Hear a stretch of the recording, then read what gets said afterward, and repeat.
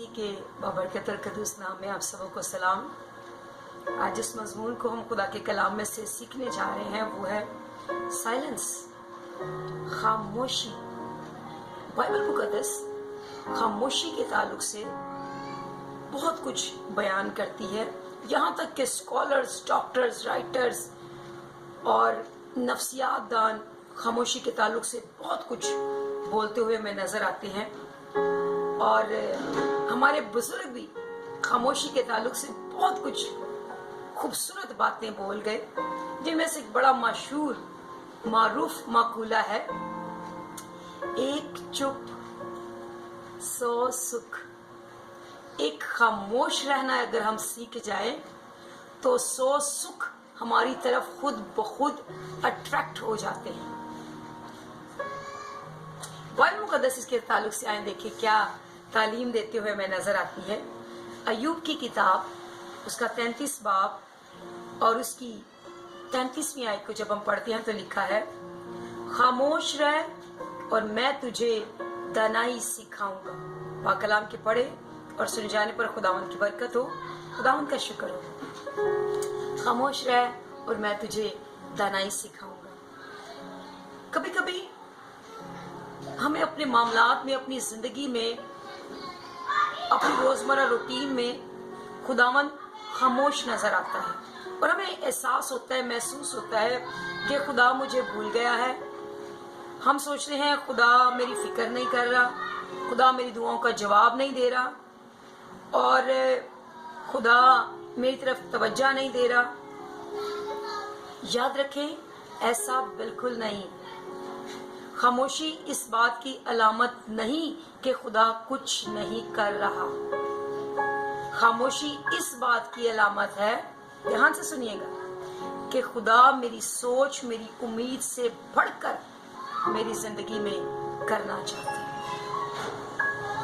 खामोशी इस बात की भी तो अलामत हो सकती है कि खुदा मेरी उम्मीद से बढ़कर मेरी जिंदगी में कुछ करना चाहते हैं और उसके लिए मुझे खुदावन के उस वक्त का इंतजार करना है। खुदा का बंदा यूसुफ की कहानी को जब हम देखते हैं तो खुदा का बंदा यूसुफ छोटी उम्र में ही खुदावन से प्यार करता था और खुदावन उसे पसंद करता था, लेकिन उसके भाई उससे नफरत करते, उससे कीना रखते, उससे जुदा रहते और उसे नापसंद करते थे। उसकी वजह ये थी कि जो भी उसके भाई बुरा काम करते वो आकर उसकी रिपोर्ट अपने बाप को दे देता था। उनके बुरे कामों की खबर आकर अपने बाप को देता था। पैदाइश 37वें बाप की जब हम 37वें बाप को पढ़ते हैं तो उसमें ये सारे वाकयात डिटेल के साथ दर्ज है।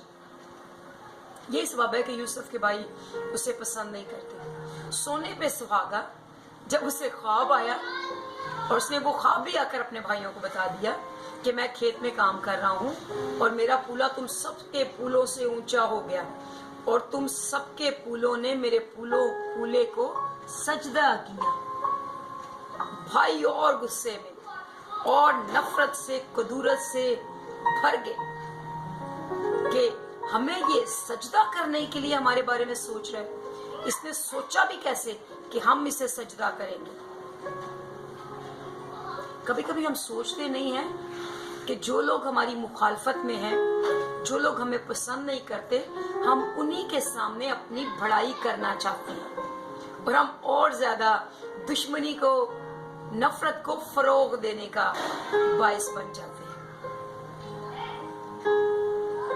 यूसुफ इस ख्वाब को देखा, इसे शेयर किया और नफरत और बढ़ा ली अपने भाइयों के दिलों में, इंतकाम और ज्यादा बढ़ा लिया।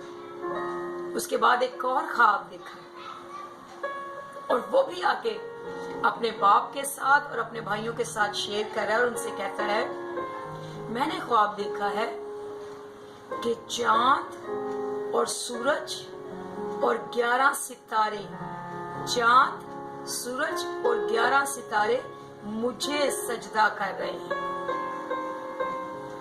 भाई गुस्से से, नफरत से, दुश्मनी से भर गए। उन्होंने कहा कि अब तो इसका कोई ना कोई इलाज کرنا پڑے گا. کسی دنا شخص نے بڑی زبردست بات کی ہے کہ کچھ لوگ آپ کی خاموشی کو ڈیزرو کرتے ہیں نہ کہ آپ کے ورڈز کو. ہمیں یہ امتیاز ہونا چاہیے کہ کن لوگوں کے سامنے کس قسم کی گفتگو میرے لیے زیادہ بہتر ہے. یوسف بھی اس امتیاز کو اپنی زندگی میں نہ کر پایا اور آنے والے وقت میں ہم دیکھتے ہیں. مختصر اس بات کو بیان کروں گی کہ ایک دن جب یوسف ان کی خیریت پتہ کرنے گیا تو انہوں نے کہا وہ خوابوں کا دیکھنے والا آ رہا ہے، اسے مار ڈالتے ہیں. اور انہوں نے اسے لیا، مارنا چاہا، لیکن ایک بھائی بنیامین نے کہا کہ ہم اسے مارتے نہیں، ہم اسے کنویں میں پھینک دیتے ہیں. اور اسے سوچا میں بعد میں آ کر اسے کنویں سے نکال دوں گا اور اسے بچا دوں گا. لیکن انہوں نے جب کنویں میں ڈالا تو وہاں پر ایک قافلہ آ رہا تھا مصری لوگوں کا. انہوں نے سوچا کنویں میں پھینکنے سے اس کا کیا فائدہ ہے، ایسا کرتے ہیں ہم اسے بیچ دیتے ہیں. اور انہوں نے مصریوں کے ہاتھوں اسے غلام ہونے کے لیے بیچ دیا.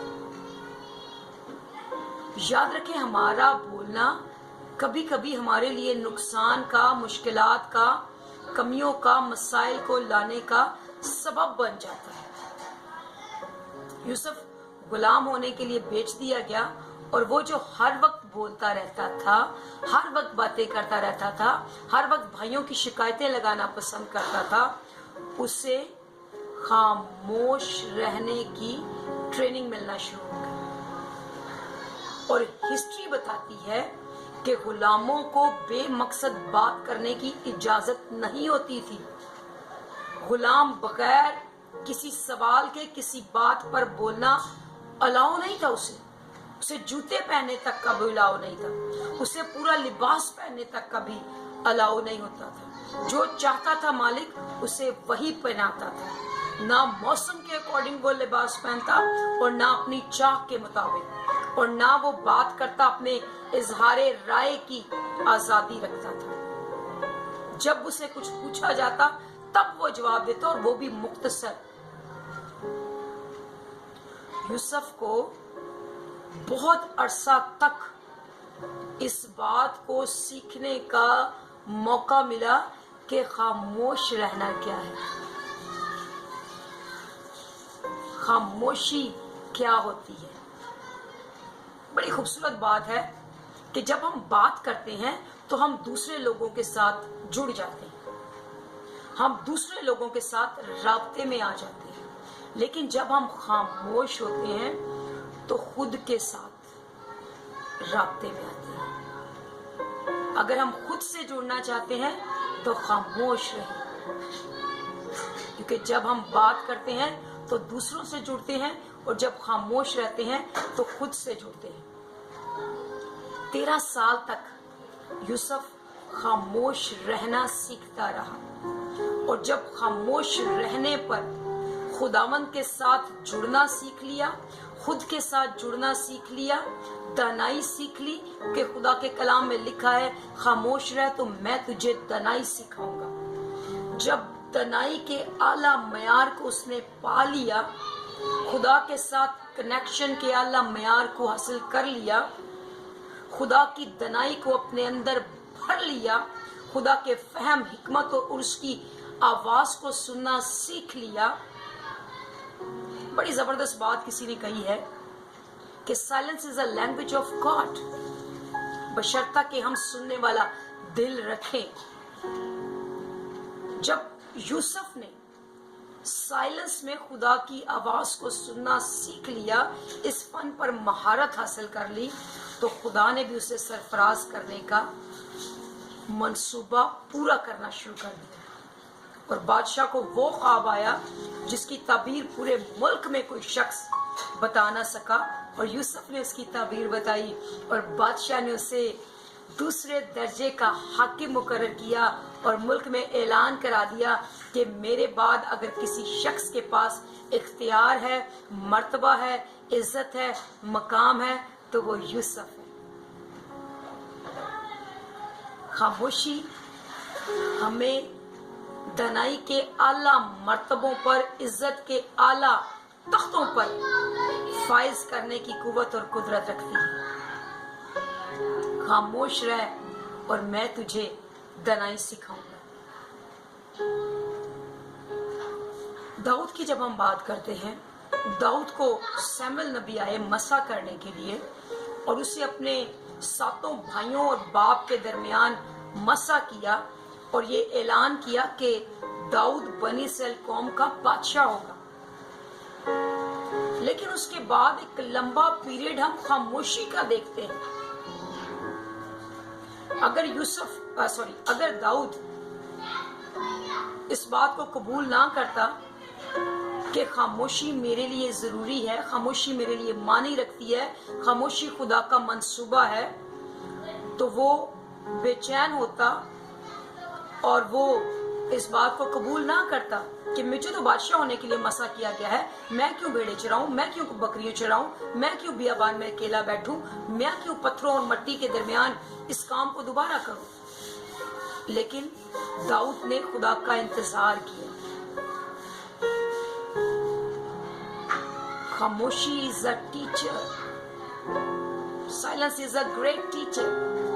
खामोशी भी एक उस्ताद है, उसे मौका दे, वो आपको दनाई के आला मर्तबों पर फाइज करेगी। और दाऊद, हिस्ट्री बताती है, 12 साल तक खामोशी के इस पीरियड से गुजरा है और उसके बाद खुदा ने उसे सरफराज किया, खुदा ने उसे बनी इस्राएल कौम का बादशाह मुकर्रर किया।